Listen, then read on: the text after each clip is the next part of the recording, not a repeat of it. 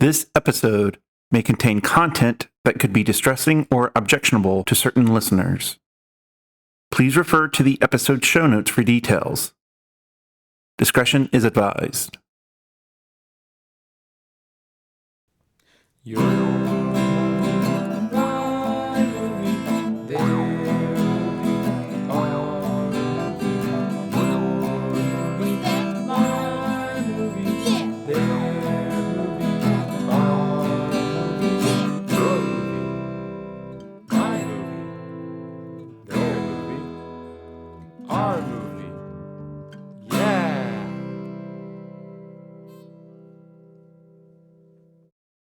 Hello, listeners. Welcome to Your Movie, My Movie with Dan and Steve. I'm Dan. And I'm Steve. This is a podcast where one of us picks a movie to watch and we discuss it together. In this episode, we're talking about one of my picks, the 2004 movie Sky Captain and the World of Tomorrow, starring Gwyneth Paltrow, Jude Law, Giovanni Ribisi, Michael Gambon, Bai Ling, Omid Jalili, and Angelina Jolie, and was written and directed by Carrie Conran. We will be talking about spoilers, so if you want to watch the movie first, now's the time to do so. But before we talk about the movie, Dan, who would you recommend this movie to? Thanks for asking, Steve. I would recommend this movie to anyone wondering how Hollywood became the CGI sludge fest that it is today. Whoa! I'm joking a little bit, and I'm playing it up. You're putting a very harsh legacy on this movie, sir. I am. I'm just stirring the pot. Okay. I'm just giving sound bites out, you know? Coming out with the guns blazing here. Jeez, yeah. Who hurt you? Well, you know, we took a little break. In the podcast, and I just want to get fired up and you know, ready to go.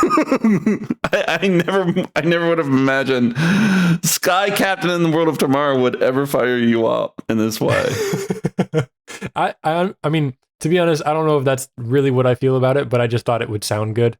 So okay. I mean, you're not wrong.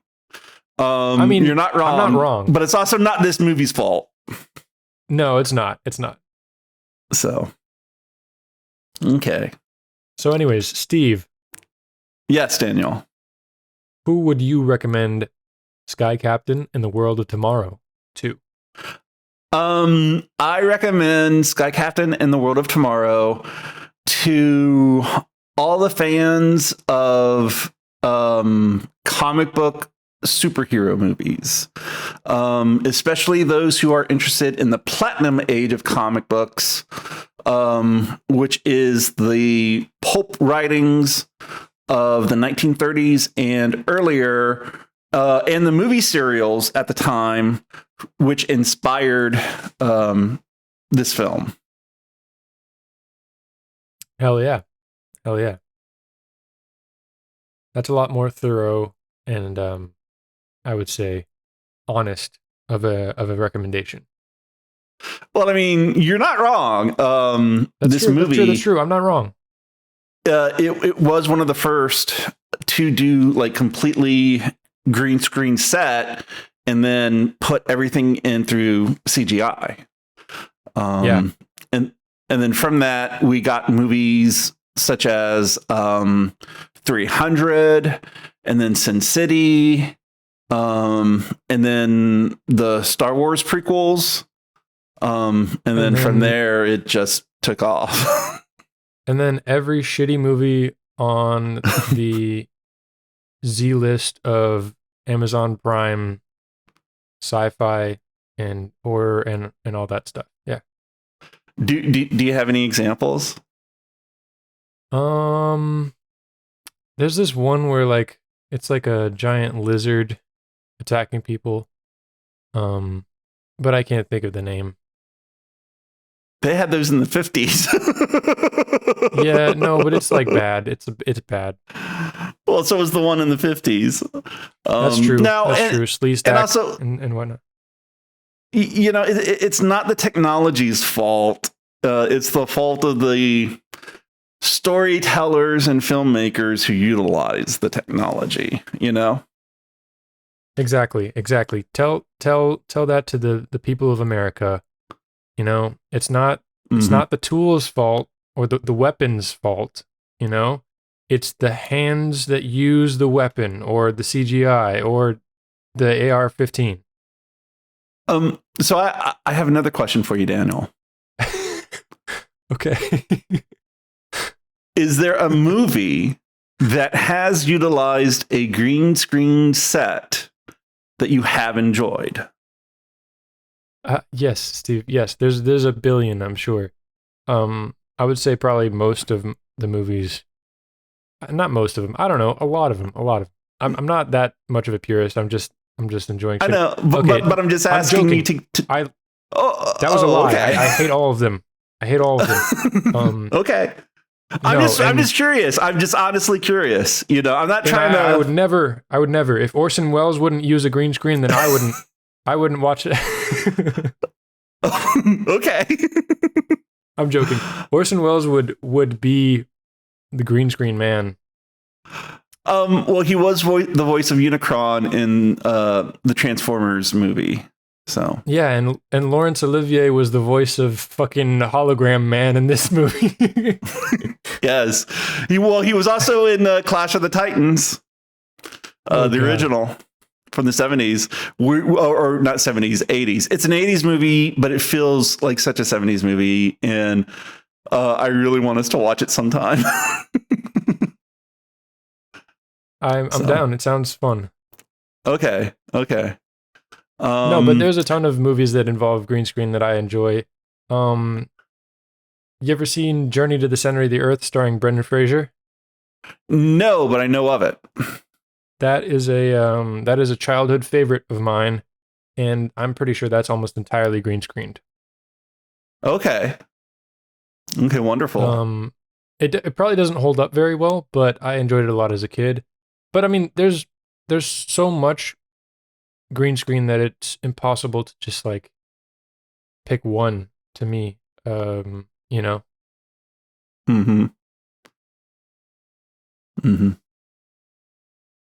I don't know. I gotcha. Well, before we get any further into the movie, Daniel, I think it's time for you to do your 2-minute rundown of the plot. Oh, God. Okay. Well, no, before we do that, let me tell you about my experience watching this movie. Okay. And I apologize to our audience of 10 or whatever. We still love you, though. We still love you so much. And that's why we're doing this. Absolutely. But that wasn't ungrateful at all. I'm genuinely like glad that 10 people listen to this. It's heartwarming. Yes. I'm just more making fun of ourselves. So anyways, what was I talking about? Oh yeah. So I watched this movie like a month or two ago, and I was falling asleep during it because I watched it after work. And yeah. So I didn't want to rewatch it. So instead of rewatching it, also it's been a really busy week. It's been, we're recording this at a busy time of the year. So I didn't really get to rewatch it before we talk about it now. However, I did listen to the director's commentary in audio form twice while I was at work. Just so I wouldn't have to rewatch the whole thing. And then I ended up watching like the first half hour again, like 2 nights ago, just so I could try and do my due diligence. But anyways, I'm a little rusty on the details of this movie, so this is going to be interesting. That's what I wanted to say. Okay. But I bet I know a bunch of random facts that you do not know about this movie. I'm sure. Well, then we'll be coming at it from two different angles. Then you who listen to what the director feels about the movie, and me actually talking about the movie. It sounds good. But it'll be Sounds fine. good. It'll be fine. Yeah. Yeah. Mm-hmm. Okay, I'm ready. Okay. Are you doing the 2 minutes on your end, or should I do the 2 minutes? I'll do it on my end so I can see that when I'm getting close. It might be funner if you don't. Okay, all right, you do it. Okay, thank you. I hate you. I know you do. I love you. Okay. 3. All right, count me down. I am. Okay. 3, 2, 1, go. Okay. Gwyneth Paltrow is a reporter. Scientists are dying. It's like pre-World War era, or somewhat during World War era. There's a plot to kill all the scientists. Jude Law flies a biplane, or actually just a World War II era plane, and that's super high tech. They have history. He is enlisted in helping destroy these crazy robots that appear out of nowhere that are like as tall as skyscrapers, and she's trying to uncover what the cause of the robots are. They go on a bunch of journeys. Giovanni Ribisi shoots ray guns and is an inventor.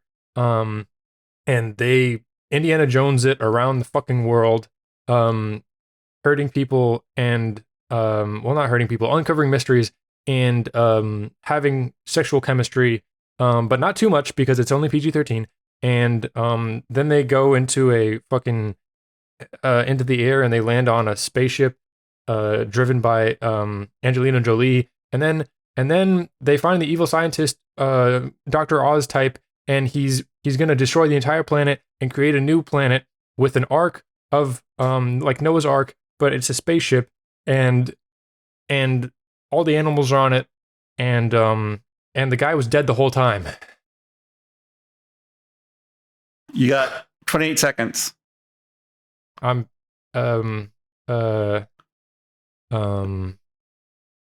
Bai Ling, the plane the mysterious also Chinese goes lady underwater,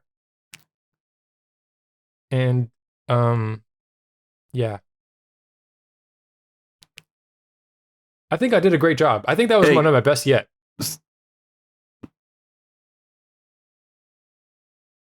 I'm done. You're done. You're done. That wasn't bad. Now, there wasn't they didn't land on a spaceship. They landed on an airborne aircraft carrier, basically a helicarrier. Yeah. That was blimps. Yeah. So there's that. It's like the what is it? Nick Fury helicarrier thing. Yeah. But a blimp because this is 1930s technology.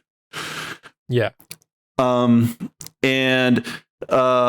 there's that. I don't know if you mentioned Angelina Jolie. I did. I said she's in the fucking sky. Okay, but you also didn't mention that she has an eye patch. That's very important. It's very important that people know that Angelina Jolie wears an eye patch in this movie. And all I can say is that her movies would do better if she did. Maybe. I guess awesome it didn't help this movie much. What's that? I said she looks fucking badass in an eye patch. Oh yeah, absolutely. So there's that, and you didn't mention at all the robotic Chinese woman with no lines. Yeah, did she really need to be mentioned? Well, I mean, I mentioned her earlier. I mean, she's played by Bai Ling, so I mean, she did a great job, but like, she's not very central to the plot. I don't know. I mean, I don't know. Well, she is. Well, you mentioned how Dr. Totenkopf is the bad guy's name.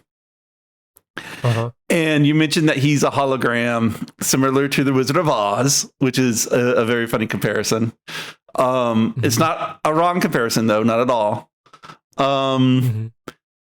But, because Dr. Totenkopf is dead, the robot maiden, warrior, Amazon woman, played by Bai Ling, she is the one who actually physically does all the things that need to be doing in his stead. So she's kind of instrumental to the plot, but it's also very easy to forget about her. So. Okay. Yeah. So that's the movie. Where do you have a starting point for how you want to talk about this movie? I have no. Well, I don't know. Do you want me to? Well, I should ask you why you picked this movie, Steve. That is true. You should ask that, Steve. Hey, Steve. Hey, Steve. Yes, Daniel. Why'd you pick this movie out of all the movies in the world? Funny you should ask that, Daniel. So the reason why I picked this movie is because we had so much fun doing the Emilio Estevez movie marathon last year. Yeah. And so you mentioned that you wanted to do it again. And somehow or another, the name of Giovanni Ribisi came up. Yes. And you have several movies, at least two that I know of, that you would like to, watch that he stars in. Yes. And then of the movies that I know that I've seen with Giovanni Ribisi in them, there are two of which he is a cast member, if not a star. I can't really say Giovanni Ribisi is a star in this movie, but nonetheless, I thought this is a great movie to just watch. And so that's why I picked it. Because it does have Giovanni Ribisi, but it's a fun movie, and I don't think enough people know about it. When it first came out, it didn't do well at the box office at all. But that was because it was such an independent movie. But since then, I know that it absolutely has become a cult classic. And we've also mentioned at the top of the episode, like how influential this movie has been on a technical level, in which, completely green screen sets. So, it was very ahead of the curve in that way. Oh, what was that? One minor point. Yeah. They're not green screen. It's all blue screen, actually. Well, it's one or the other. No, I listened to the director's commentary. It's all blue screen. Okay. They did blue screen. Okay. Yeah. So yeah, it's become a cult classic. And it's what I call a crypto superhero movie. Where it uses a lot of tropes from superhero comic books or superhero comic book movies, but is not, in fact, a comic book superhero character. Like similar examples would be, like The Rocketeer, although I think The Rocketeer was a comic book before it became a movie. But another one is Push, which is about psychics. So psychics with powers and how they utilize them. That's kind of superhero-y. So that's a crypto superhero movie. So I really want to look into those kind of movies in the future on the podcast. And also, another reason why I picked it is because, it's pulp era. the era that we call, the platinum age of comic books. Because before there were comic book superheroes in the late 1930s. In the 30s and before, there were books and radio shows and movie serials with superheroes. I already mentioned I don't know if I mentioned a couple of examples, but some examples would be, like on the radio and through books, The Shadow, and the Green Hornet. Let's see. In books, there is Doc Samson. Doc Savage, the Man of Bronze, who is highly influential in the inspiration of Superman. Let's see. John Carter of Mars, the Barsoom series. Let's see. Other examples there's also the movie serials, such as Flash Gordon. He's probably one of the biggest examples of the pulp era of comics. And during the 90s, there was a whole spate of movies inspired by this era. Like there's a Shadow movie, the Shadow movie with Alec Baldwin and Penelope Ann Miller, and Tim Curry's in it. And oh my God, the guy who played Magneto and Gandalf. Ian McKellen? Ian McKellen. Yeah. So there's that. And then there's The Phantom, which is played by Billy Zane. And it has oh my God. He is in the Substitute sequels. He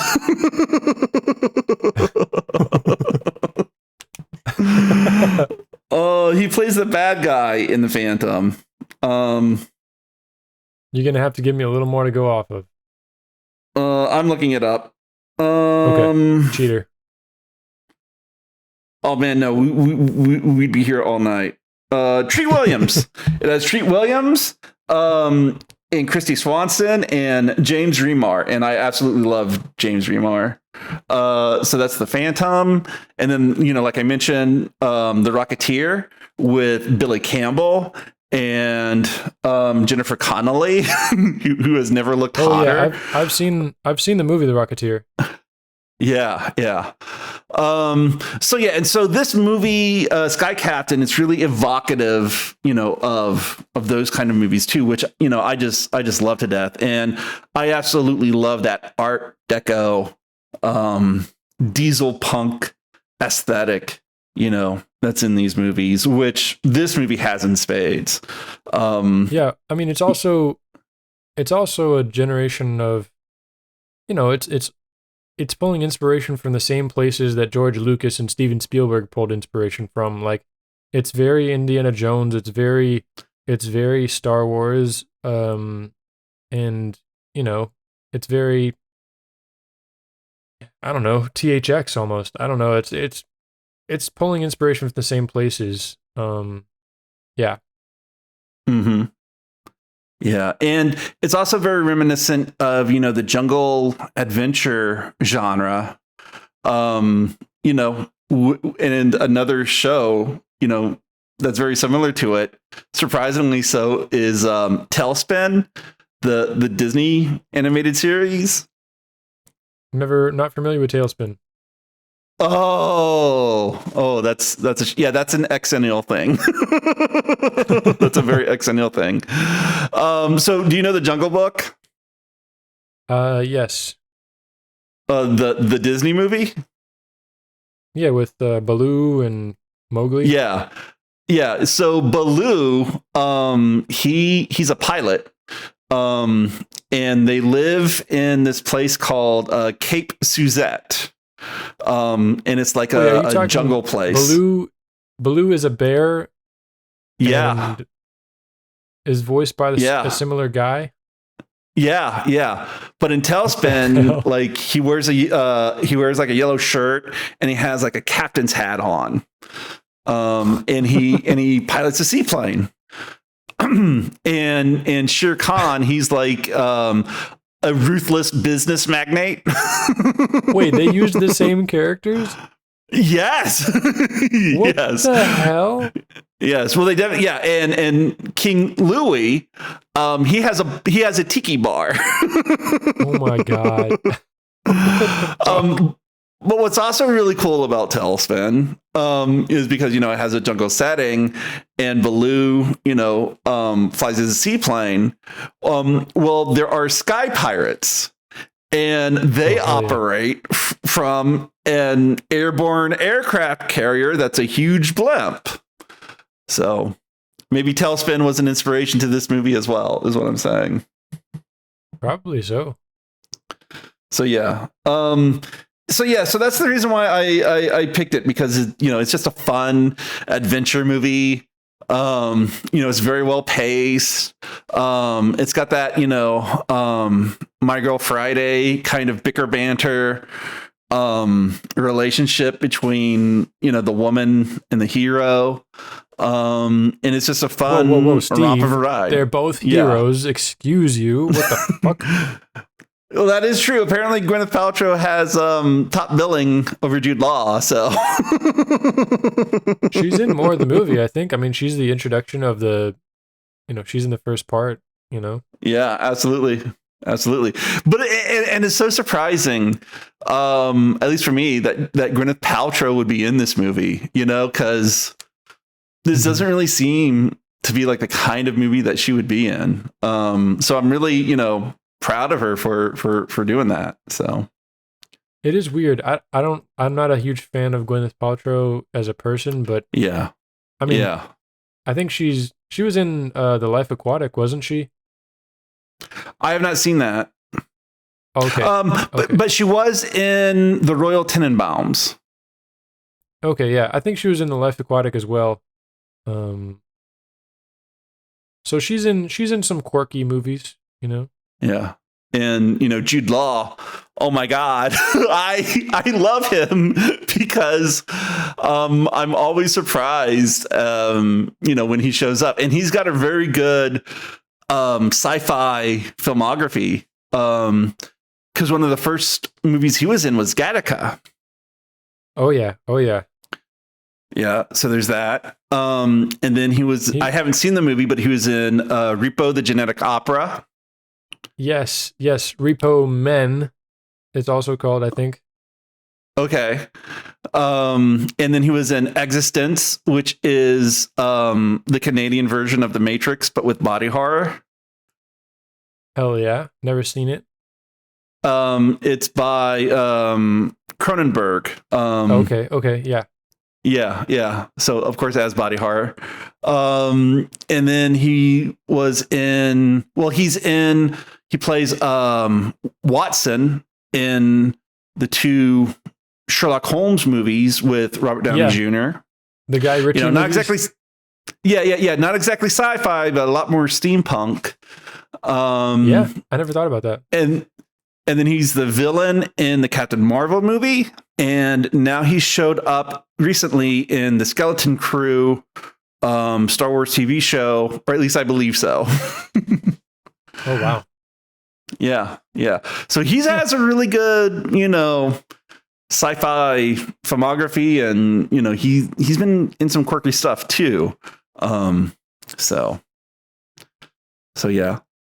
Jude Law is one of those actors who I'm always like, I just never know what he's gonna do. I don't know, like he's always like where he's gonna show up. That's what I mean. Like he's always kind of Jude Law, but he's very good. Oh, he's great. I fucking love him. Yeah. Oh wait, but Steve, let me talk about really quick.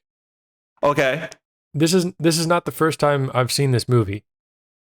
Okay.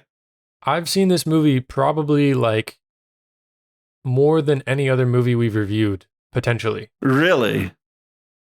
And it's because we had this on VHS and I watched it like 5 times growing up.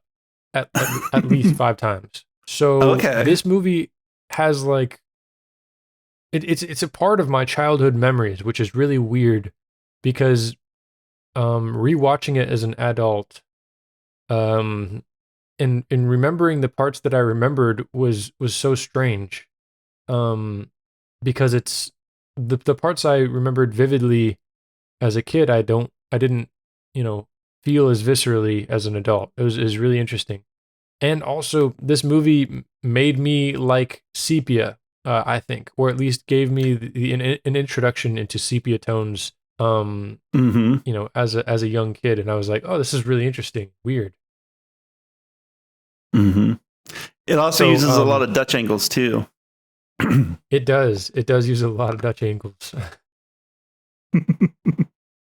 But yeah, I thought that was a fun bit of information for the show, that I've seen this movie many times, but as a child. So, has it done anything to like inspire, your filmmaking career? Do you think, or like your filmmaking style? I mean, potentially. I am a fan of sepia, and I do like to take a lot of photos in sepia, like tones. Like I prefer it over black and white because I like to be not like the other girls. And I like the warm tones of sepia. Yeah. So I think that has had a big influence on me. And this movie is extremely imaginative, and I think that did leave a big impression on me. And it's kind of, well, it's just very Wizard of Ozian. So it's like, it's got that sort of spooky, sort of existential themes, which I'm a fan of, and I'm a freak for anything slightly existential. Yeah, but rewatching it as an adult, I didn't enjoy it that much because I didn't get connected to the characters very well. Because they're a little bit, they're a little bit one dimensional. Well, no. They're not one. No. They are archetypes. They are archetypical characters. Yeah, which means that they are, they're cutouts. They are 2-dimensional-ish because they are archetypes. Yeah. It doesn't delve deep into their psyche. You can still have fun with it. It's like, oh, I know exactly what's going to happen with these characters, which I propose can be fun. It's like, I don't have to get to know these characters. I already know these characters. Let's not waste time getting to know these characters. Let's have fun with the adventure. I totally see the appeal of that. And okay, so again, rewatching it as an adult, I wasn't as invested in it, and I wasn't quite as invested in the characters. And again, I was tired when I was watching it, but I wasn't. Yeah, I was not enjoying it too much, and I was watching it with other people who I didn't think were into it as much either. So, but again, and then I listened to the director's commentary, and I was like, oh wow, that's so interesting, because I was hearing the director and like the art director and like the visual effects coordinator or whatever talk about this and like the ins and outs of creating it, and I was like, that is super fun. And it made me, when I tried to rewatch like the first half an hour of it, I was enjoying it a lot more, just trying to see how they made it. So so it's an enjoyable movie, and if you think about it as an independent movie, which what you had said earlier, it is, then it's even more fun to watch and to kind of appreciate how it was made. Yeah, I'm sure there were a lot of obstacles and hurdles and challenges that what's his face? Kerry Conran. Yeah, that Kerry Conran faced while trying to make this movie made. This is the only movie that he has directed. That's crazy. That's wild. Like feature length. He has directed like shorts and commercials, but this is the only full length movie he directed. He was slated to direct a couple of other movies. Let's see, such as John Carter of Mars. Oh man, that would have been awesome. Yeah. He turned it down twice before he accepted, but then the studio executive who was pushing it through, she left the studio, and so it went to someone else. So lame. Yeah, so that happened. And let's see, he was also supposed to direct Truckers for DreamWorks Animation before that was put away. And then he was going to collaborate with Sam Raimi in another adaptation of The Shadow, and then a project based on Doc Savage. But then none of those worked out. And when none of those worked out, he decided to leave the industry. So. Oh, wow. That's crazy. Yeah. I wonder what he's up to nowadays. Yeah. Well, I don't know if he's like left filmmaking entirely.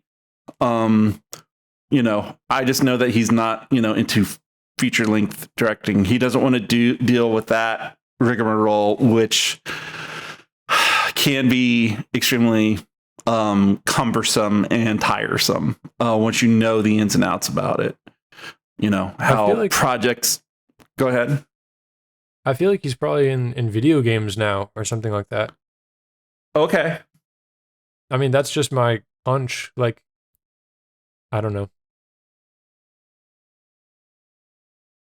Don't mind me. That was just a weird offhand comment. It's fine. Okay. I have no idea. Yeah. But yeah, it's a shame. It's a shame that, these kind of projects, they aren't mainstream enough, unfortunately. How many adventure stories set in the 30s were actually successful? There's Indiana Jones. Mm-hmm. There's The Mummy. And in fact, there's let's see, is it Omid Jalili? Okay. He is in Sky Captain. He's the guy that Sky Captain meets in Nepal. He's their guide. He's like his old friend. Yeah, in Nepal. Okay. And in the Mummy, he's in that movie. He is the one at the beginning, talking when Brendan Fraser is set to get killed, executed, I think. Okay. He's that guy. So, I actually haven't seen the first Mummy film. Okay, yeah. It's been a while since I've seen them too, so I could be completely wrong. I've only seen The Mummy Returns, which I owned on VHS, and it was the first PG-13 movie I ever saw, and I watched the shit out of it. It's not a bad movie. No, it's not bad. No. I mean, it's a sequel. It is a sequel. Yes. Have you seen the first Mummy? No, I just told you. No, I've never seen the first movie. I've only seen Mummy Returns. Yeah. Okay. Well, we're gonna have to. That will have to be changed at some point in your life. Because if you like the Mummy Returns, you're gonna love the shit out of the first one. So probably. Probably. I bet. I watched the Mummy Returns as a kid. Again, this was our VHS collection. We had The Sky Captain in the World of Tomorrow. We had the Mummy Returns, and we had fucking, I don't know, VeggieTales or some shit. Well, and but Hoosiers. I watched Hoosiers a lot. Hoosiers. Okay, I've never seen Hoosiers. Oh, you never seen Gene Hackman be a grumpy coach and Dennis Hopper be an alcoholic father? No, but I have seen Gene Hackman be a grumpy and racist police detective.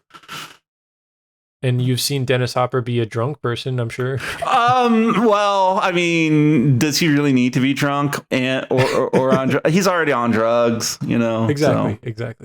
I've seen Speed. And Dennis Hopper, he was in a movie called Witch Hunt. Huh, okay. And it was an HBO original movie. And in it, he plays Philip Lovecraft, who's a detective in LA in the 1950s where witchcraft is real. People cast spells. And he has to he's hired to solve mysteries involving, like, you know, magic. It's a great movie. It's not on Max anywhere. I don't know if there's a DVD release. There is a shitty copy of it on YouTube, but it's such a wonderful movie. So anyway, I did see Dennis Hopper in that. Sorry. No, you're good. I love our little weird tangents. Well, but that's set in the 1950s, but yeah. So anyway, yeah, I love Dennis Hopper, especially in Speed. I Pop quiz, asshole. He's in Rumblefish, which is a movie I kind of want to show you. And like he has my favorite scene in the whole movie. Anyways, he's a great actor. Yeah. Okay, but anyway, Sky Captain: The World of Tomorrow. Do you want to hear some random tidbits of trivia? I would love to. Okay, the principal photography took place over only 29 days. What's her face? Angelina Jolie. Oh, okay. Angelina Jolie only had like 3 days to shoot. They only had one underwater mask for all the other underwater airplane pilots, and then Angelina Jolie had her own. But so like they had to like take turns with the mask every time they shot. I know what they did. They shot them all individually and then composited them together into the scene, right? Exactly. Yeah. And they did that like almost. There was only a few shots in the movie where they used actual extras. All the rest of it was again done with compositing and like, you know, like Oompa Loompa style. Right. Yeah. Also, Mos Espa, the Mos Espa's Padre scene in Phantom Menace. Yes, sounds right. I don't know that for sure, but I believe you. Okay, you're not a Star Trek fan. Okay. I'm more of a Star Trek fan than a Star Wars fan at this point in my life. Okay, that's fair. But I did watch. Well, the thing is, I watched. We're getting back to the VHS collection, Steve. This is so weird. We're talking about it so much. It's okay. But I had Star Wars: The Clone Wars on VHS, so I watched the shit out of Episode 2. And yeah, I watched the other ones less, but I watched Episode 2. Wait. When you say the Clone Wars, do you mean Star Wars Episode 2, Attack of the Clones, or yeah, Episode 2? Okay, because there's also the Clone Wars animated shows. There's 2 of them, in fact. So yeah, I never caught Attack of the Clones, like full seasons of the Clone Wars show. But yeah, I mean Attack of the Clones Episode 2. So the Star Wars movies that I watched growing up were Attack of the Clones Episode 2, and then Episode 4, 5, and 6, and then I saw Episode 1 like one time, and then I wasn't allowed to watch Episode 3. That's weird. That's weird. Yeah. Well, I mean, Episode 3 is kind of anti-Bush administration. So that's like the only thing that I could think of. Yeah, well, it's and the darkest one. He kills children and he chokes a woman, which was the big reason why I wasn't allowed to watch it, because he choked Padme. Okay, that's fair. That's fair. A lot of people say that 2 is the worst one of the prequels, but I fucking love it, and that's because I fucking love the clones. I love the clone troopers to death. There have been several like Star Wars tabletop role-playing games. Uh-huh. And I've always wanted to play one like during the Clone Wars. And so that every time my clone trooper character gets killed, I'll just make a new one. That would be such fun for me. So okay. I'm manifesting this for you, Steven. It's gonna happen. Okay, wonderful. So yeah, the other VHS collections in your collection, your childhood collection. Oh yeah, I was just episode 2 was one of the VHSs that I watched a lot of. A lot of sequels now that I'm thinking about it. Like Shrek 2, we had Shrek 2, but we didn't have Shrek 1. The Mummy 2. Mm-hmm. Exactly. Yeah. Yeah, definitely a pattern for some reason. Yeah. Yeah. Oh yeah, more tidbits of trivia though. Okay. Almost all of Giovanni Ribisi's shots were done just by himself, and then they comped him in with the other actors later. They did a Gandalf. Yeah, exactly. Like just almost all of them. There are some where he's in with them, but most of his stuff was just him in a blue void pretending to press buttons that aren't there. Yeah, but that's what a great actor he is. Because if you didn't tell me that, I never would have known.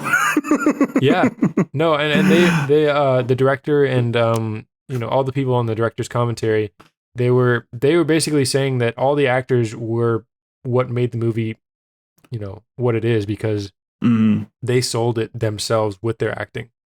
Yeah.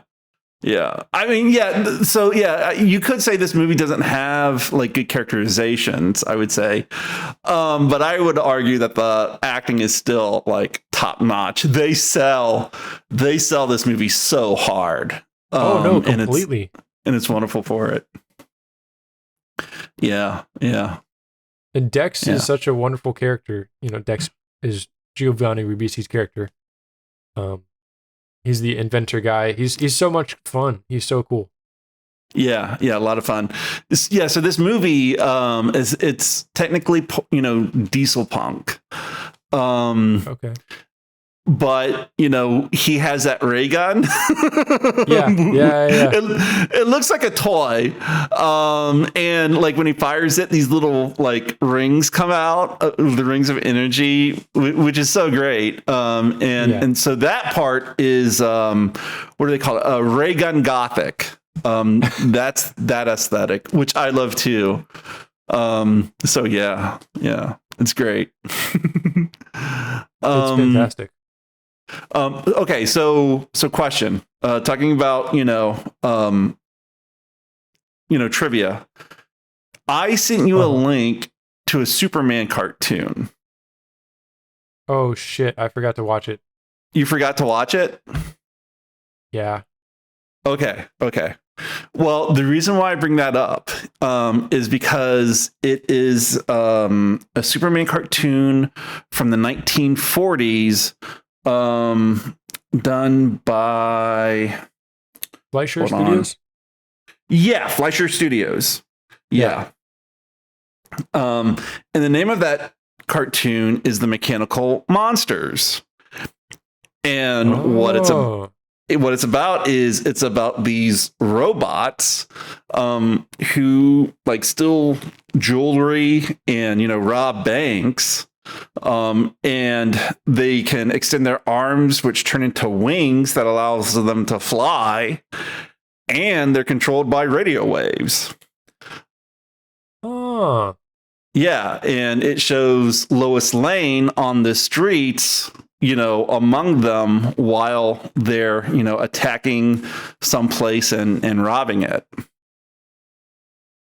Gee, I Yeah. wonder where they got some inspiration from. Well, I say that this movie is like a crypto superhero movie. And there is absolutely no genre that is more referential to other works than the comic book genre. Chances are, if it deals with comic books, they are referring to something else, which is cool. It's definitely cool. And it's also, it proves you don't have to be original. Yeah. Which is nice. So yeah. Like I mentioned before, this movie has so many inspirations. It takes a page from my philosophy, which is, I don't try to make original work. What I try to do is steal from as many different sources as I can. That when I throw it in the blender together, it feels original. Yeah.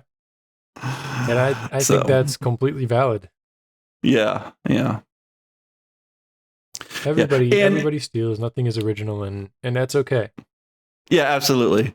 Tropes are tools. And you mentioned before about, how Wizard of Oz this movie is. Well, Wizard of Oz plays in this movie. Oh, yeah. Yeah. Polly Perkins, played by Gwyneth Paltrow, she's a reporter, and she goes to meet one of the scientists who are getting kidnapped. They meet at a movie theater, and we see the Wizard of Oz playing on the movie screen. Very notable for was it the first major Technicolor movie released? There's so many debates on the color, but okay, I think Technicolor probably, yeah. I think it was one of the first major movies to have to be shown in full color. It was a really big technical achievement, just like this movie was. So, yeah.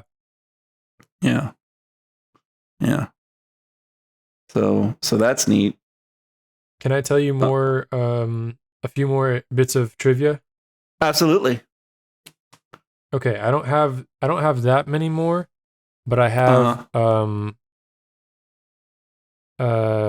there's a shot where Gwyneth Paltrow is like running away in the street. It's like when the robots first show up.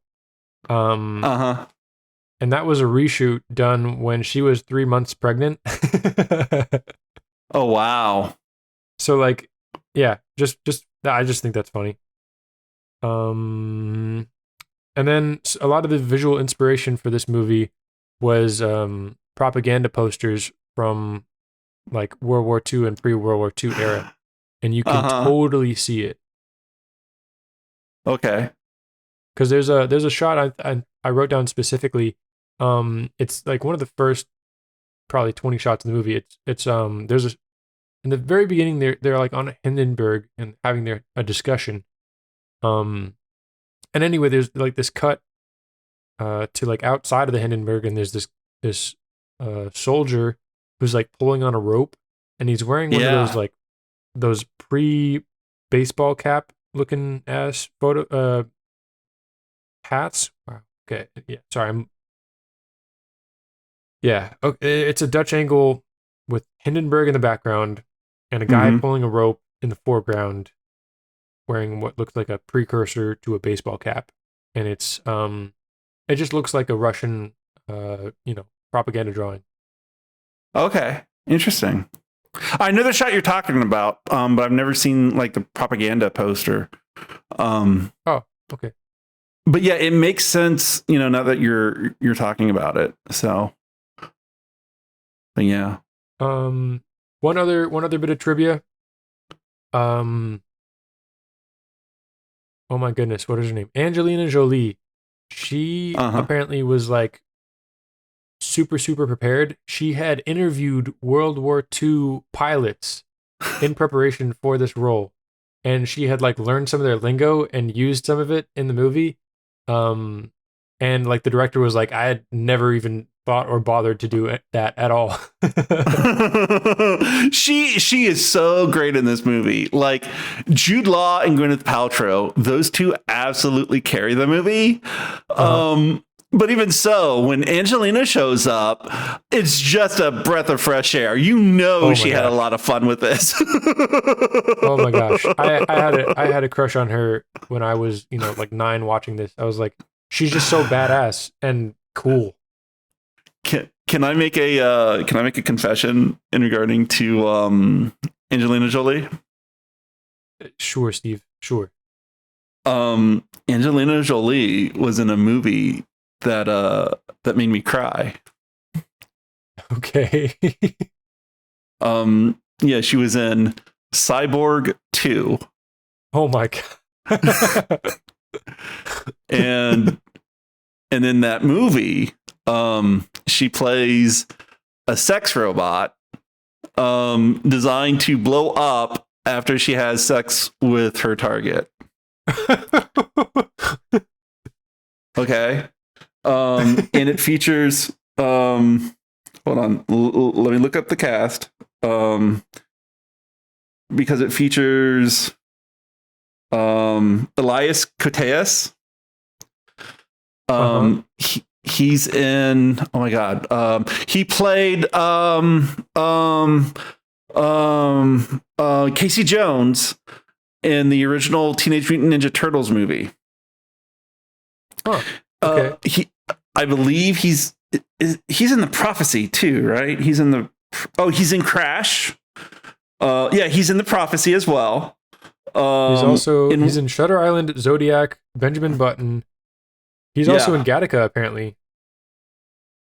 Oh, okay. But yeah, Elias Koteas, he played the hero in that. And in the movie also had Jack Palance. And Jack Palance played like this Overwatch guy who would just talk to them through computer screens and tell them to hurry up with the plot.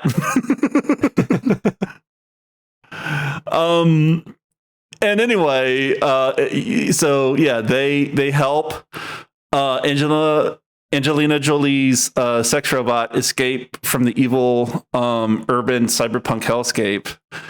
And at the end of the movie, what made me cry was that you see Elias Koteas' character as a very, very old man who's huddled up in a chair. And you see the Angelina Jolie sex robot still looking youthful and young and beautiful right by his side. And I'm like, you know what? That's love.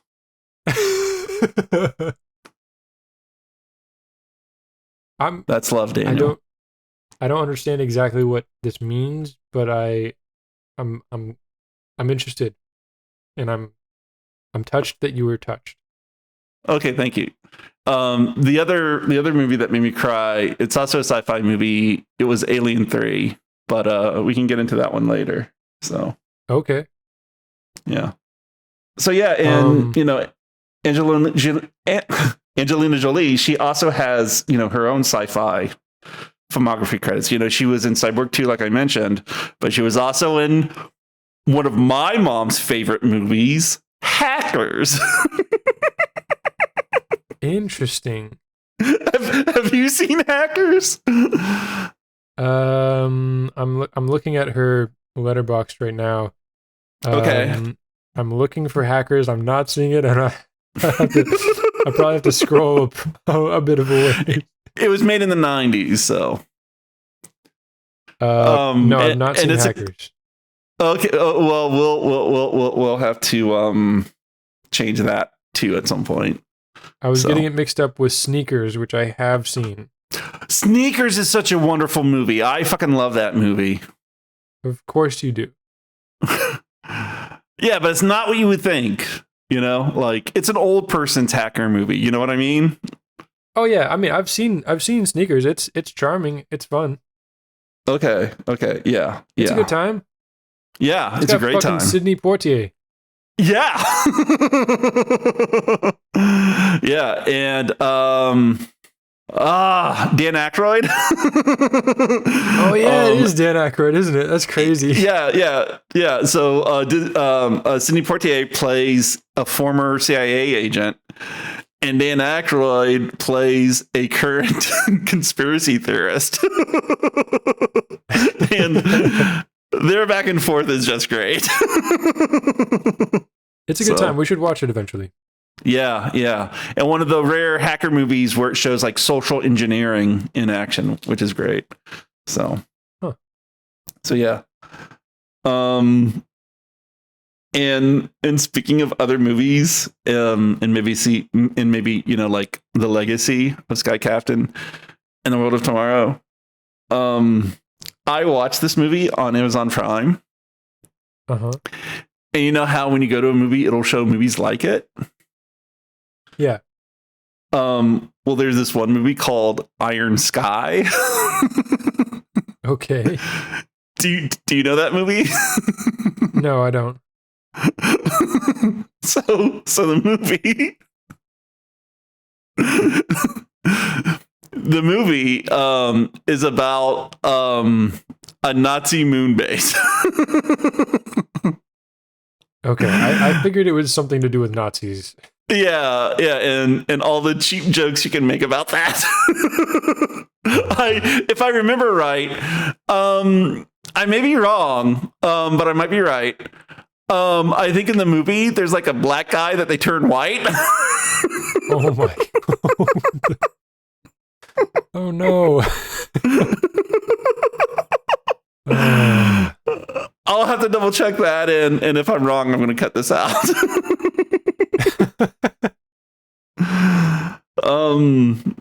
Wait, so but yeah, before we get too far off track, Angelina Jolie is also in her own franchise of adventure films, the Tomb Raider. Oh yeah, movies. Tomb Raider. Yeah, that's right. Which is Also, basically a female Indiana Jones. Yeah. Have you seen Salt? I have not seen Salt. No. Have you seen Equilibrium? I have seen Equilibrium. I thought they were by the same. No, they were by the same screenwriter, I believe. Okay. And they're very weird. Okay. I don't know. They're fun. They're fun. Salt is pretty fun. The director's cut is crazy. Crazy different. Have you seen Gone in 60 Seconds? Yes. I also had a crush on her in that movie. Okay, yeah, she's great in that. Is there anything more that we want to talk about with Sky Captain and the World of Tomorrow? One of the most vivid memories I have of this movie is when the Tibetan person who's been irradiated to shit is like, I must ask you one favor. And Jude Law is like, what? Anything. He's like, kill me. And I remember being that took a dark turn. Out. I was freaked the fuck out as a kid. And watching it this time, I was not nearly as impacted, but it's okay. Yeah, that was a very dark turn that the movie, an unexpectedly dark turn that movie took. So, yeah.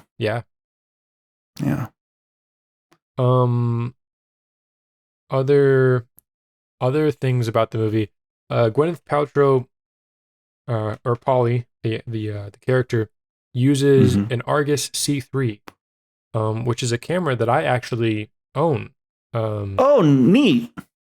Yeah, I think it's a camera from the 60s or 50s.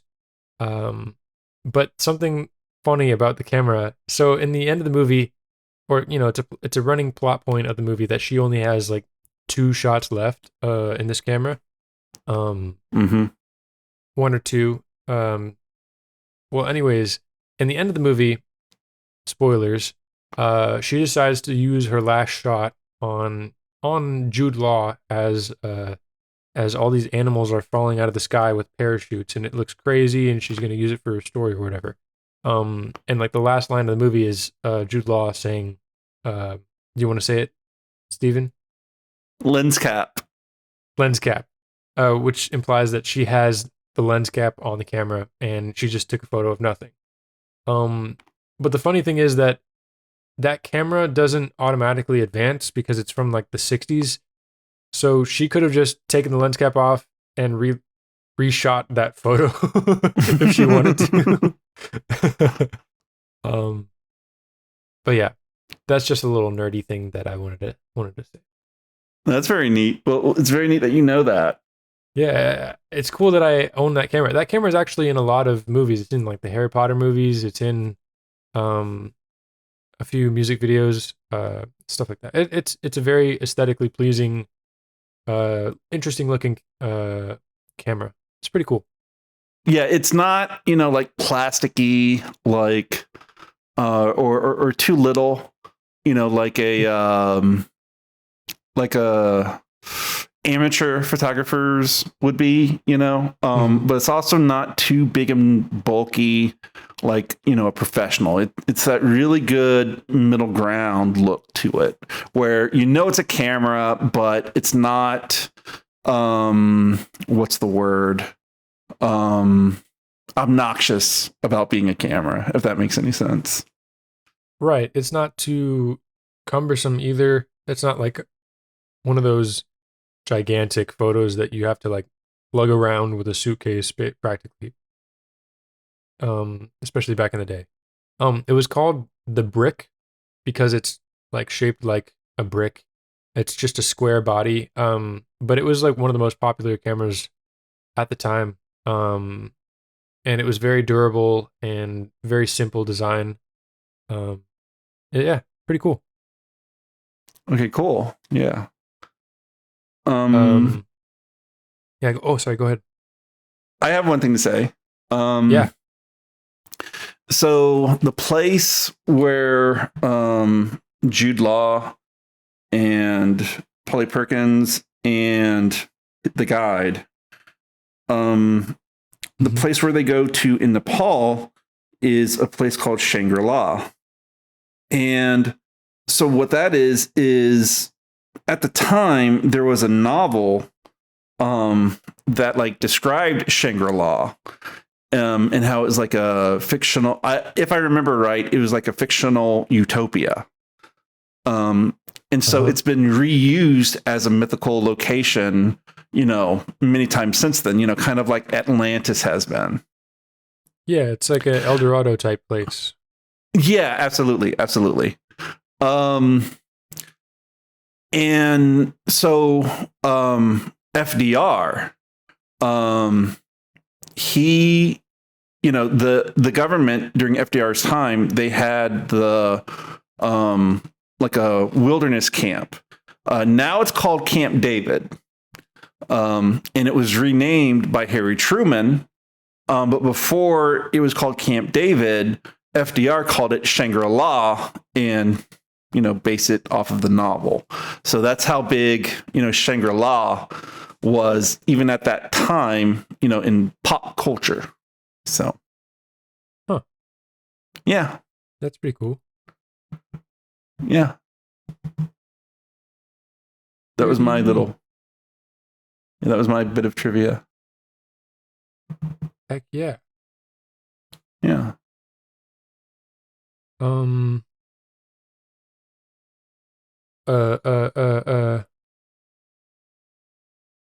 Yeah. Oh, wait. Sorry. I have to circle back because there's so many connections. Speaking of sex robots, Jude Law and science fiction, AI is is pretty cool. You're right. Yeah, he was in the movie AI, directed by Steven Spielberg, where he played a sex robot. Yeah, I forget about that movie. Yeah, but yeah, another part of his sci-fi credentials. Yeah.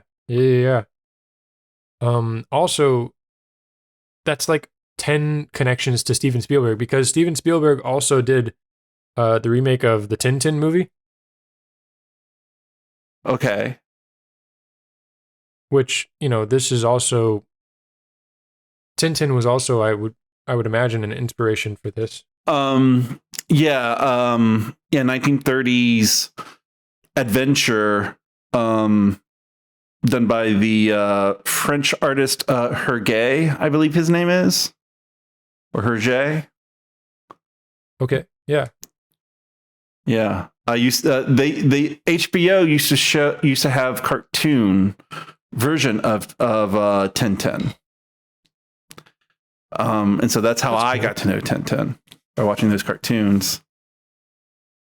I remember looking at a book of those comic strips at the library when I was young, living in Texas. Yeah, pretty cool art. It's very racist, a lot of it nowadays. Yes. But yes, a lot of it. I mean, not nowadays. A lot of it racist. has not aged well. HBO, another one of their children's cartoon, which was based off of a French illustrated children's book, was Babar. So is that like Barbarian or something like that, or what is Babar? That one, okay, so Babar, he is an elephant and he's the king of the elephants in the jungle. And like his enemies is the king of the rhinoceros. So Babar, he's like an elephant, right? But he stands on two legs and he dresses in like business suits and he has a crown.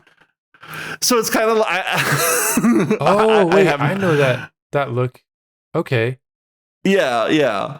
So Celeste is like the human. I'm supposing French. Who I haven't done a deep dive into the Babar, but I'm guessing it's like the French come in and help civilize these African jungle animals. Oh shit! Yeah. Which, if you look at it through that lens, it has not aged well. So.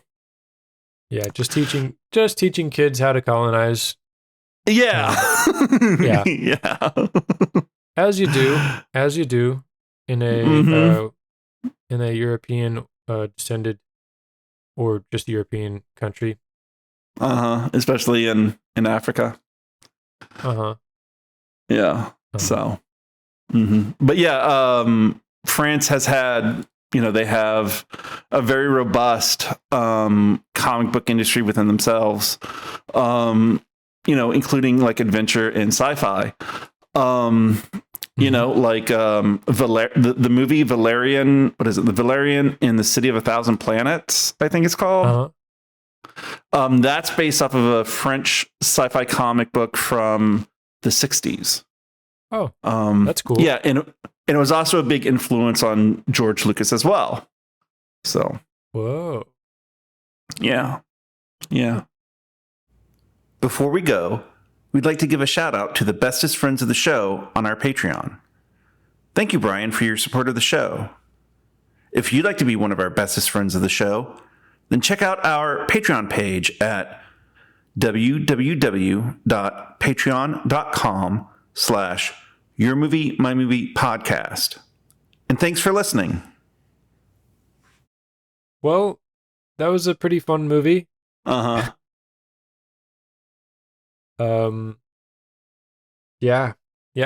Giovanni Ribisi was great in it. Probably my favorite character.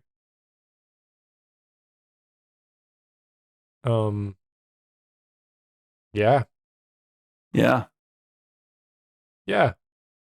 A great movie, a rollicking, romping adventure movie that never belabors itself. It's very well fast-paced. Agreed. Maybe too many back-to-back action sequences. But with the way everything else is in the movie, I'm not going to, subtract. That doesn't put me too off from it. Yeah. So, one thing I have to say about it is when the ornithopters attack Sky Captain's base with the airplanes, very reminiscent of Pearl Harbor. Very evocative of Pearl Harbor. Yes, the Michael Bay film. And also, the real life event too. Wait, what? That actually happened? Yeah, yeah. Spoiler alert, the Allies win. Crazy. Yeah. Funny story about Pearl Harbor. I had to watch that movie twice in the theater. Oh my God. Isn't it like 3.5 hours long or something? Yes. It takes up 2 VHS tapes. Robert Ebert said that it was a 3.5 hour movie crammed into a 2 hour movie. Yeah. He said other things that were funny. The other way around? What's that? Did you mean that the other way around? No. No. It's a 3.5 hour. Oh yeah. No. Yeah. It's a 2 hour movie crammed in a 3.5 hour movie. Is what he said. Okay. Yeah. Okay. Yeah. That's hilarious. Sorry. Sorry. It's okay. Not trying to be a dick. I'm just like making sure that I understood the joke. Yeah. About the Japanese going to war against a love triangle.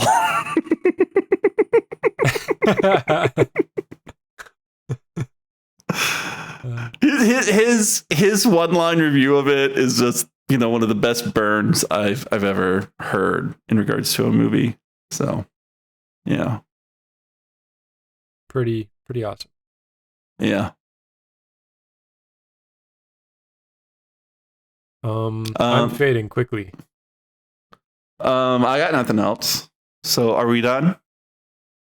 Yeah, I think we're done. All right, guys. Well, that was Sky Captain and the World of Tomorrow. Hope you all enjoyed listening to this. The first in our Giovanni Ribisi movie marathon. And I hope you come back next time to hear what Dan's pick will be. Whatever that may be. Ooh. Yeah. Ooh. And so until then, all I have to say to all you listeners out there is lens cap. Lens cap.